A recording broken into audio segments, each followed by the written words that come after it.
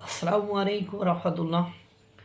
বড় ভাই যখন মাদক দিয়া বাংলাদেশের মাথায় গোবর ভরিতে চায়, বড় ভাই যখন মাদক দিয়া বাংলাদেশের মেধা শূন্য করতে চায়, বড় ভাই যখন মাদক দিয়া নিশায় বুধ করে রাখতে চায় জাতি, তখন বড় ভাইয়ের আর কিছু ছোট ভাইয়ের কিছু করার থাকে না। তারপরও বড় ভাই বলে কথা, রক্তের ভাই হারিয়ে যাওয়া ভাই, সে রক্তের ভাই হারিয়ে যাওয়া ভাইয়েরা বাংলাদেশে দিচ্ছে না চাউল, না ডাউল, না পেঁয়াজ, না আলু, না গম, না আটা, দিচ্ছে হলো পফি, দিচ্ছে হলো মাদক।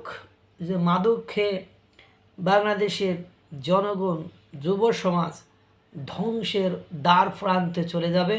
সেই মাদক দিয়ে বাংলাদেশকে ভরে দিতে চাচ্ছে পাকিস্তান। আপনারা জানেন এই পাকিস্তানের সাথে বাংলাদেশের কোনো ব্যবসা বাণিজ্য ছিল না। ব্যবসা বাণিজ্য ও ফকিন্নির সাথে কি করবে? তার নিজের দেশেরই তো খাওয়া হয় না, তার নিজের দেশে অর্থনৈতিক মন্দা, মুদ্রাস্ফীতি, তার দেশের আমাদের দেশের যে গোশের কেজি 150 টাকা, সেটা সে দেশের কেজি হলো 1500 টাকা। তার সাথে কি বাণিজ্য করবে? ঋণের বোঝা, 70% ঋণ, কোটি কোটি হাজার হাজার টাকা ঋণ। অর্থমন্ত্রী বলছে তারা দেউলিয়া হয়ে গিয়েছে।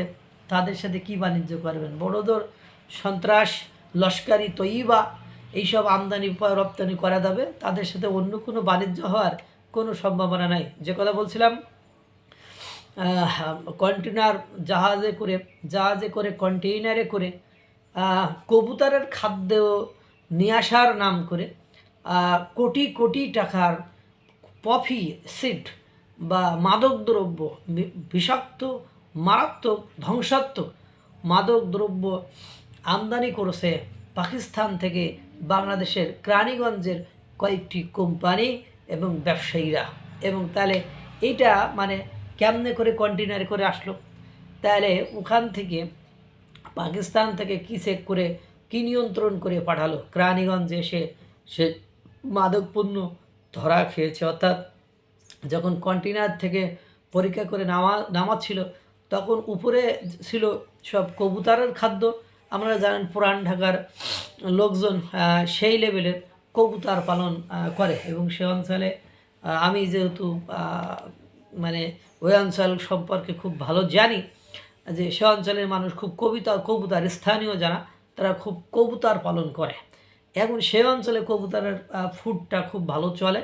কবুতরের খাদ্য ওই কন্টেনারের উপরের লেভেলে রেখে ভেতরে সব মানে কয়েক কোটি টাকার মানে পপি সিডস, মানে বিষাক্ত, জটিল, কঠিন এবং দুর্বোধ্য মাদক দ্রব্য, এই মাদক দ্রব্য তারা বাংলাদেশে রপ্তানি করেছে। অর্থাৎ বাংলাদেশের ব্যবসায়ীরা সেখান থেকে আমদানি করেছে।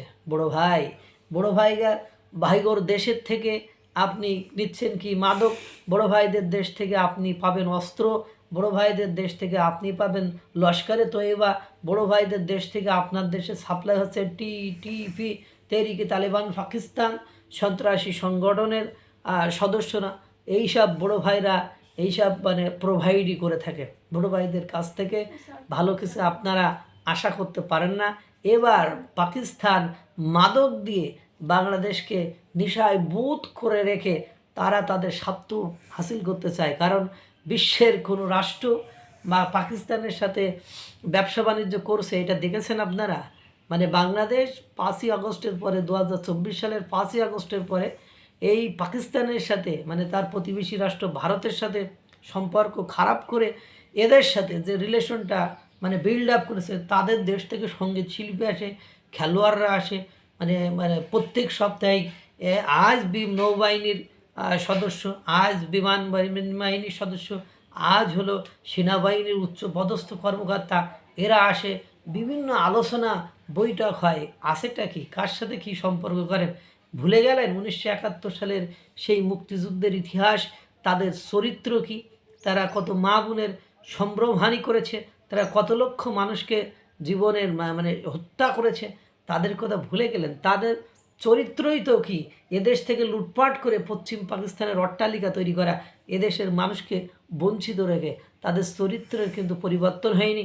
এখনও আফগানিস্তান দেখেন, টিটিপি দেখেন, তেহরিক তালেবান লাভবাহিক, তেহরিক লাভবাহিক, পাকিস্তান দেখেন, বেলুচিস্তানের বিদ্রোহী দেখেন, তার দেশের সম্পর্ক, তার পরিবারের সাথে তার যার সম্পর্ক ভালো থাকে না, তার প্রতিবেশীর সাথে সম্পর্ক কিবা করে ভালো থাকে, ওই তো পরিবারই নিয়ন্ত্রণ করতে পারে না।